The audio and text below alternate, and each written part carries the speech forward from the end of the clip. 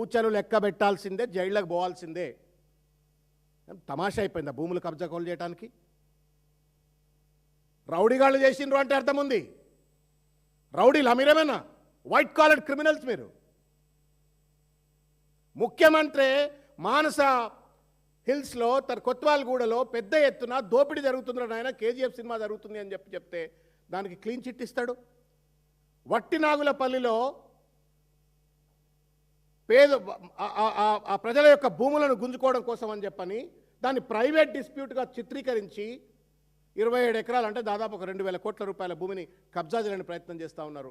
ఇవాళ నాదర్గుల్, మొన్న మానసా హిల్స్, నిన్న వట్టినాగులపల్లి, ఇవాళ వచ్చేసి నాదర్గుల్, ఇంకా అనేక ప్రజలను బెదిరించి భూములు దండుకుంటున్నారు. తర్వాత కంపెనీలను బెదిరించి భూములు దండుకుంటున్నారు. ఈ దండుకున్న సొమ్మంతా ఎక్కడ పోతుందో తెలంగాణ సమాజం దయచేసి ఒక్క నిమిషం ఆలోచించండి. మన రక్తమాంసాలు, మన పిల్లల పిల్లల భవిష్యత్ తరాల భూముల సంపదను దోచుకతిని బీహార్ ఎన్నికల్లో ఖర్చు పెట్టినరు. ఇవాళ కేరళ ఎన్నికల్లో ఖర్చు పెడుతున్నారు. ఇవాళ ఎవడబ్బ సొమ్మిది? ఇదే నా ప్రజాపాలన అంటే? ఇదే నా పారదర్శక పాలన అంటే? ఇదే నా జై సంవిధానం అంటే? ఏ రాజ్యాంగం చెప్పింది భూములను దోసుకుపోయి దొబ్బి మీరు కేరళ ఎన్నికలు ఖర్చు పెట్టమని చెప్పని? ఇది మన రక్తం, మన చెమట, మన సొమ్మిది. మన సొమ్మును తీసుకుపోయి కేరళ ఎన్నికలు ఖర్చు పెట్టడానికి అత్త సొమ్ము అల్లుడు దానం చేసినట్టుగా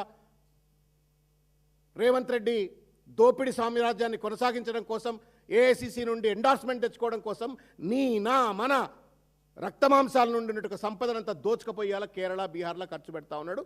ఢిల్లీకి ఏటీఎంగా మారిపోయినరు. ప్రశ్నించినటువంటి వాళ్ళపైన ఇవాళ హరీష్ రావు గారు ఇంకా అటువంటి వాళ్ళపైన కేసులు పెట్టి అరెస్టులు చేసి వాళ్ళ ప్రజా సమస్యలను లేవనెత్తకుండా చేస్తూ ఉన్నారు.